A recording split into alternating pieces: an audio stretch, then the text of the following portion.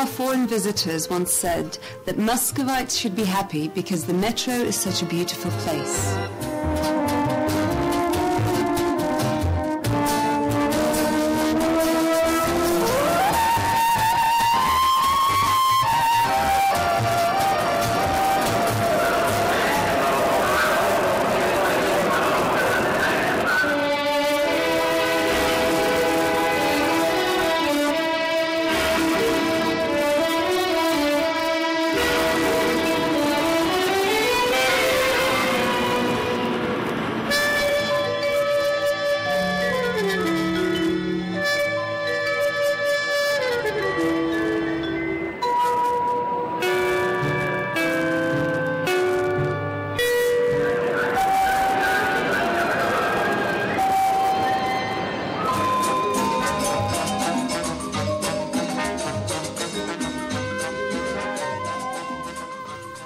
"75 years ago, in 1931, H.G. Wells arrived in Moscow.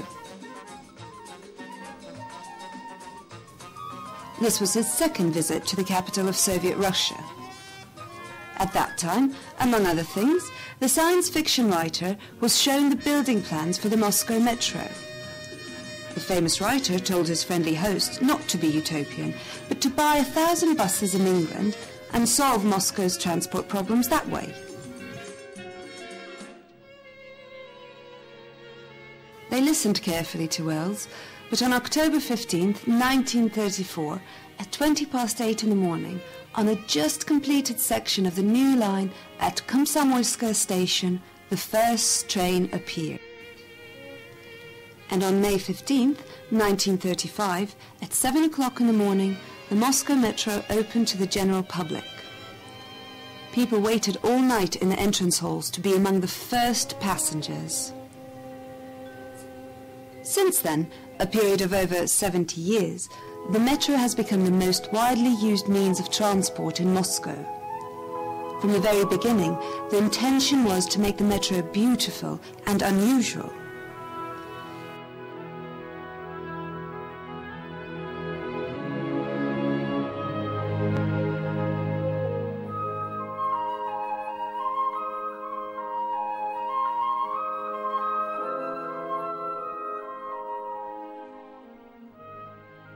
Familiarity and daily routine prevent people who go down to the metro every day from admiring the beauty surrounding them, from noticing that the Moscow metro is truly magnificent.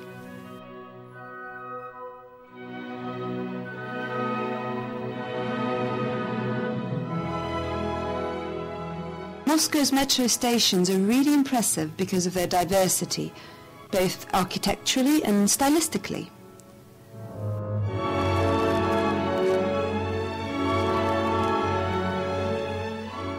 We start with the stations that are underground, which are by far the majority of the stations. They're usually the most beautiful and unusual ones. How could we find a better introduction to the Moscow metro? Nearly all the underground stations of the Moscow metro are built according to the so-called island pattern, which can be subdivided into different types. First, the column type. Kropotkinskaya and Sokolniki are examples of this style. Those were two of the very first Moscow metro stations. Sokolniki was the very station where the first passengers travelled to and from. The designs for both stations won prizes at the International Exhibition in Paris in 1937. Biblioteka Lenina was the first station of the vaulted type. This kind of construction creates not just the appearance of space and height, but real space and height. Another form of construction is called the pylon type. Some of the most beautiful Moscow metro stations belong to this type: Kievskaya, Arbatskaya, Elektrozavodskaya. There's an unusual lighting system at Elektrozavodskaya. The arch of the central station hall is covered by 3,000 round floodlights.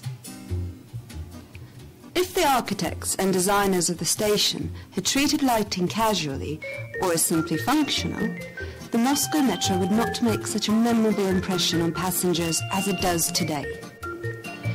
The main feature of Moscow's underground art is its use of light.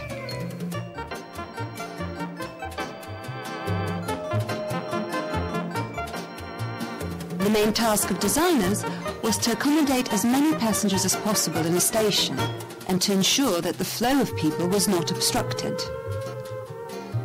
The task of the artists was to visually enhance this underground space and to liberate passengers from the oppressive feeling of being enclosed underground.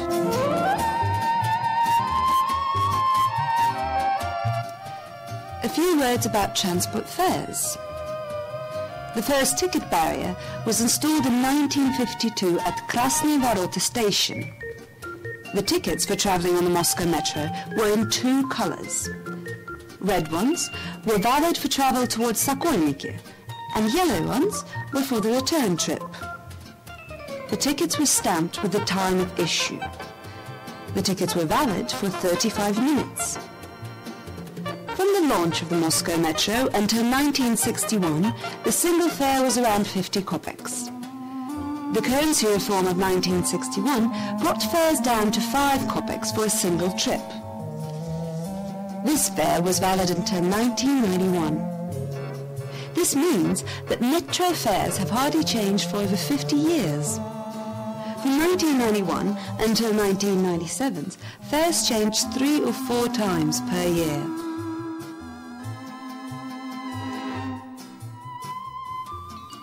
From 5 kopecks in January 1991, fares increased to 2,000 rubles in 1997.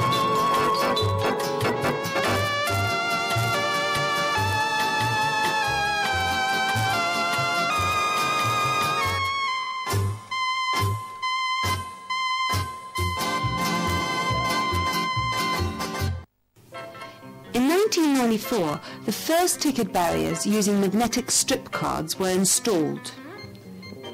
Today there are several types of ticket barrier on the Moscow Metro. There are the open ones, which are quite old, and the closed ones, which are new. The open ticket barriers stop you if you don't pay by rapidly closing their flaps. The new type of barrier is much more passenger-friendly. It simply doesn't let you in if you don't pay. It will only open after a passenger has inserted a valid ticket.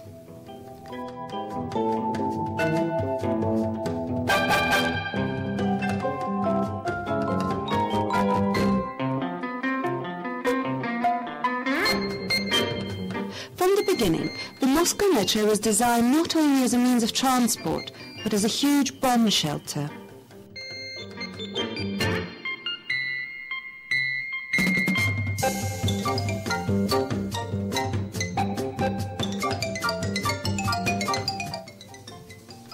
Since then, every new development on the Moscow Underground has been built with its use for civil defence in mind.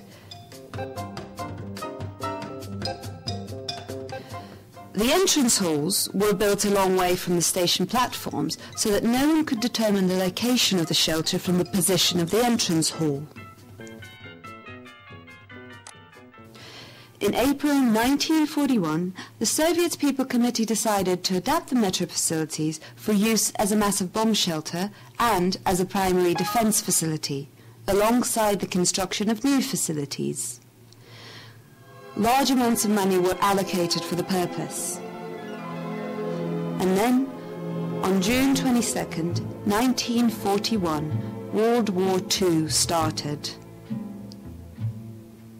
The metro served as a good shelter for Muscovites during air raids.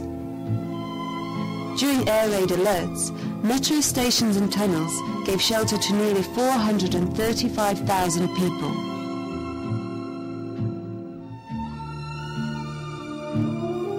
People were allowed into the metro only after the alert had been sounded. Exceptions were made for children and women with children under the age of 12, who were allowed into the shelters as soon as they had been made ready for this purpose. When the air raid alerts became a daily event, the Moscow Metro adopted a different working regime. From 6 o'clock in the evening onwards, without waiting for an alert, the train stopped running. New equipment was speedily fitted at each station. Wooden planks were placed over the railway lines so people could find shelter in the metro overnight. Muscovites got used to this schedule and queued at the metro entrance halls long before they opened as bomb shelters in the evenings. They looked forward to going there to rest in a secure environment.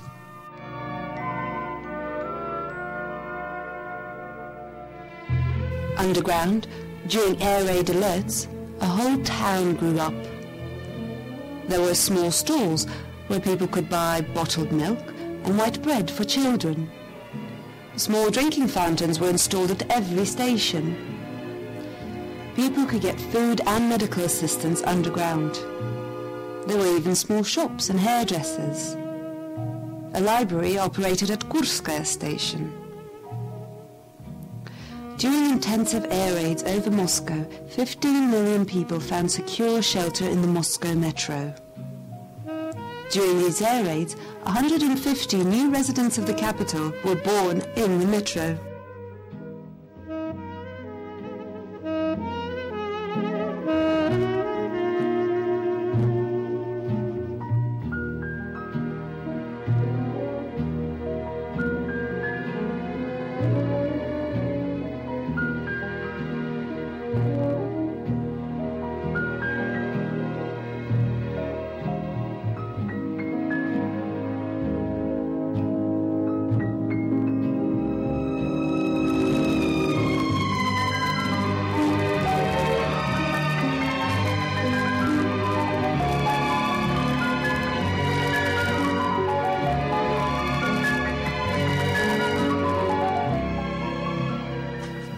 Some military and governmental offices were located inside stations.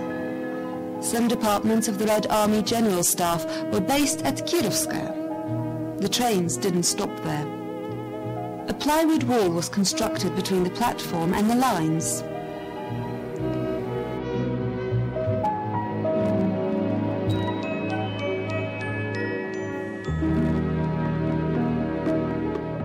Unfortunately, today the metro has often become a place of violence. This sad fact links the Moscow metro with many other underground systems, such as London, Madrid and Tokyo. At 8:30 in the morning, on April 6, 2004, the biggest terrorist attack in the Moscow metro took place. The explosion happened in the carriage of a train going from Avtozavodskaya to Paveletskaya station on the Zamoskvoretskaya line. 39 people died in this tragedy. More than 100 suffered various degrees of injury. Because of events like this, a lot of attention is paid to ensuring security on the metro.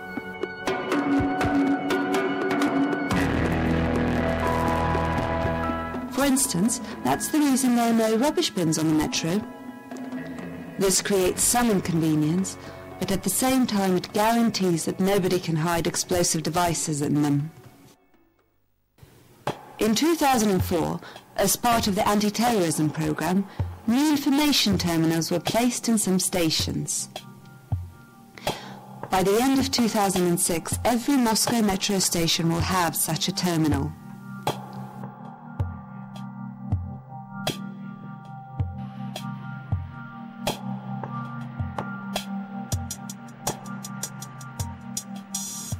To receive instructions, or to inform the operator of an incident, a passenger needs to press a button on the red side for emergencies, or on the blue side for information.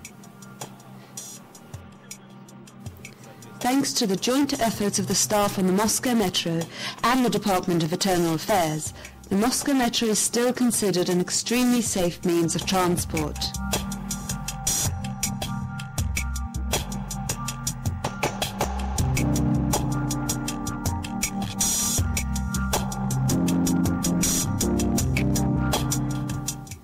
Today, no one can imagine a capital without its metro. It has become not only the main means of public transport, but one of the main sightseeing attractions. The radial and circular structure of the Moscow Metro reproduces the historical plan of Moscow. The metro lines now stretch from the city centre to its suburbs, providing commuters with a reliable and fast service. On average, nearly 7 million passengers use the Moscow Metro every day. During weekdays, the number of commuters rises to 9 million. This is now the highest number of commuters in the world. Based on its intensity of traffic, reliability, and number of commuters, the Moscow Metro is easily the best in the world.